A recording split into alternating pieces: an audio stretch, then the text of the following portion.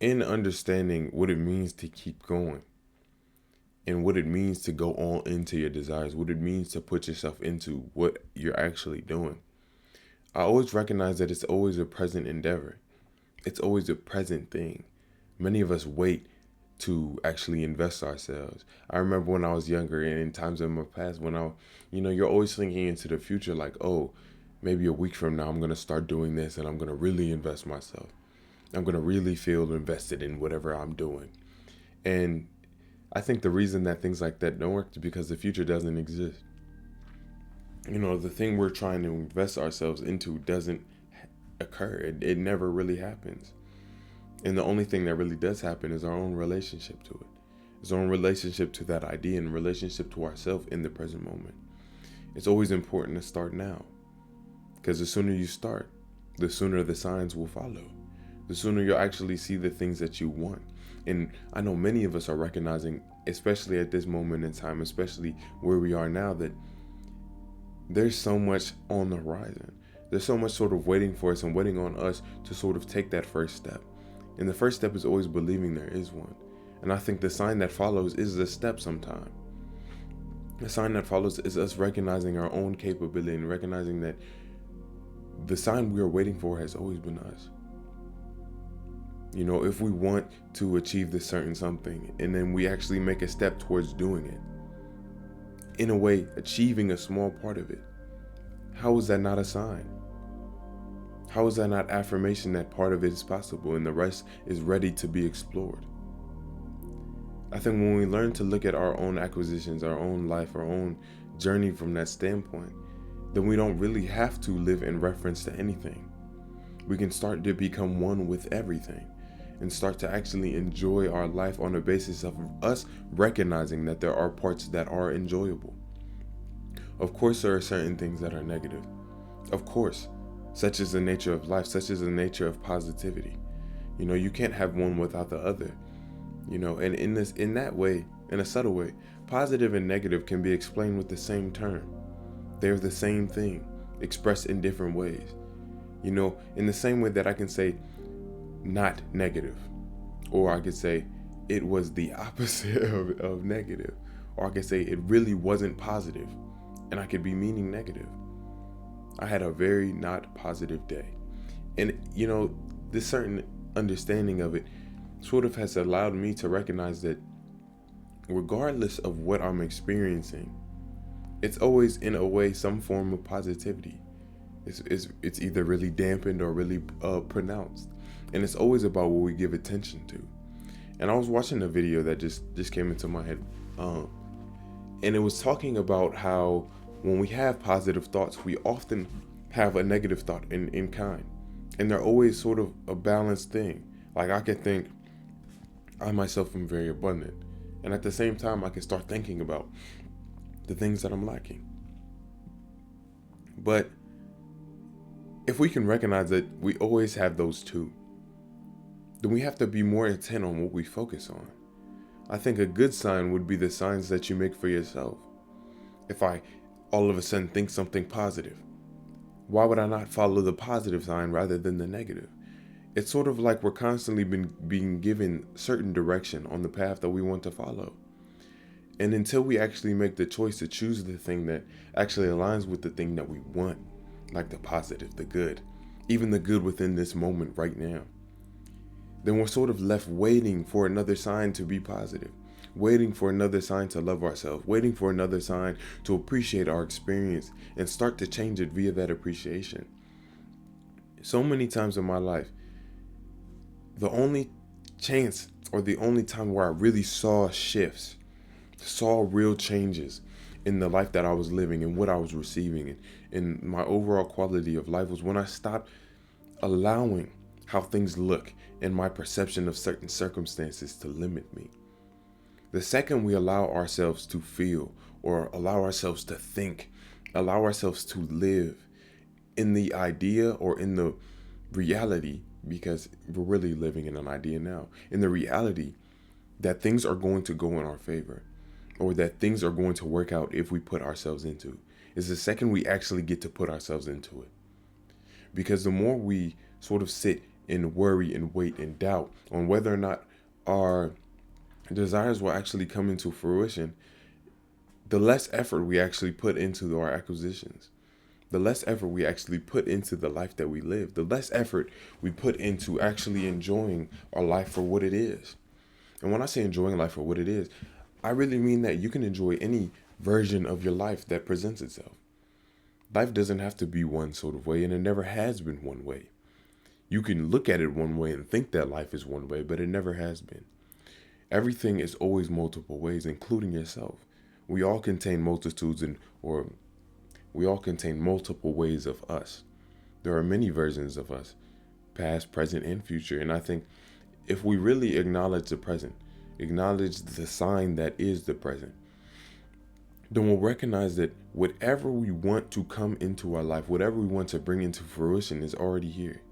And it's waiting on us to sort of establish it both within ourselves and within the world. The second you decide to actually embark on a journey and start doing something is the second it's sort of completed. Because if all moments are present and this future where it's complete is also a present moment, then you also have it now. Because it's present. And there's no point in dampening our current experience in reference to something that we can't currently see when we recognize that all of our efforts are tending towards that something.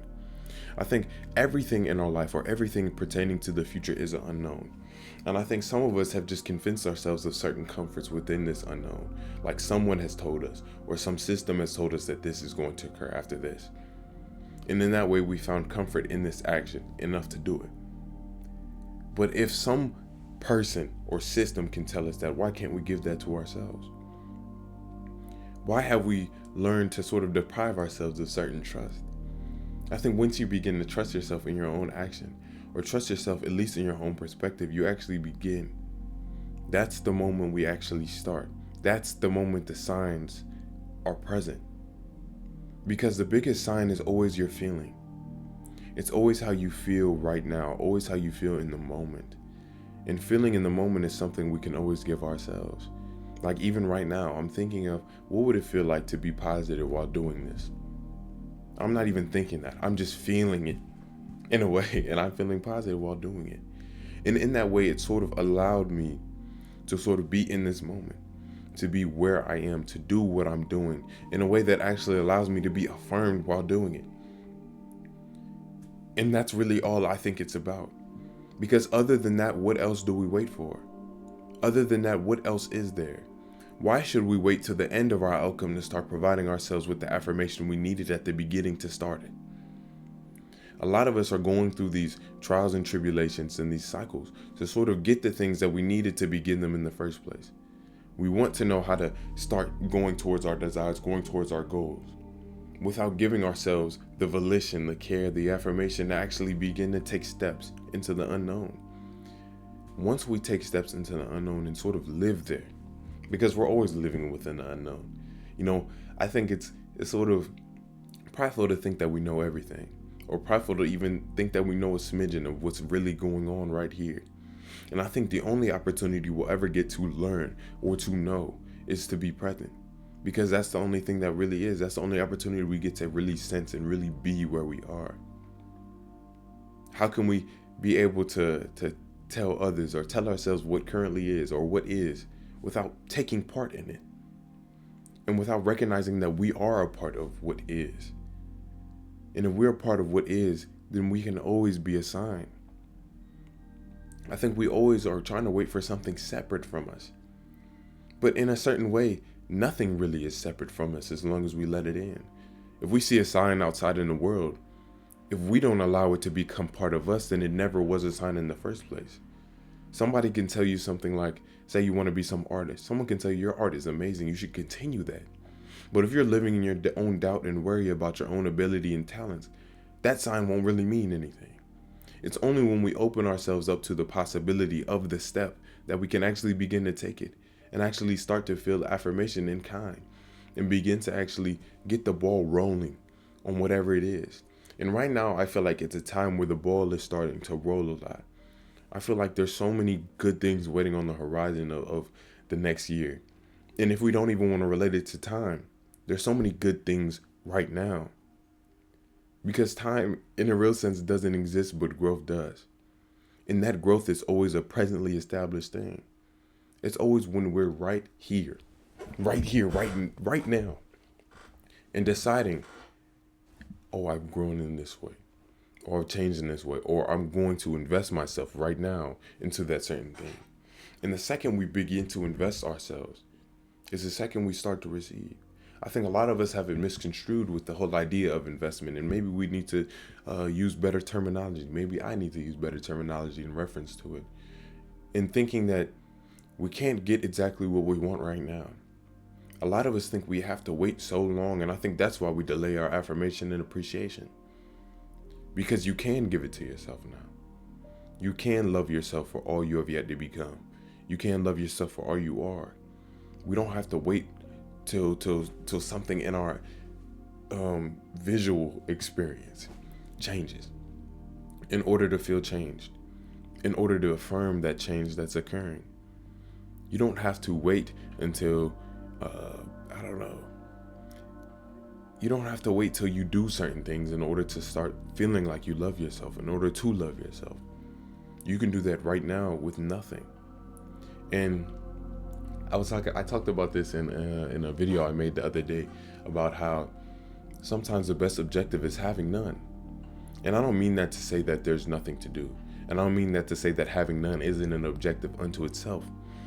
But to say that the second we learn to affirm ourselves void of what we do is the second we actually recognize that we never needed to do anything to affirm ourselves. You never needed to do anything to feel good about who you are, to feel good about what you are. You know, a good person doesn't think about being good, they think about being themselves. An abundant person doesn't think about being abundant, they think about being themselves. It's always about the things that we allow to be parts of us. It's always about the signs that we keep inherent to who we are. All that said, I really do hope you guys appreciated this video. I hope I cooked. I hope you're doing what you can with what you have. A lot on the way, a lot already here. Keep being y'all, keep being great. Make sure you're taking care of yourself. And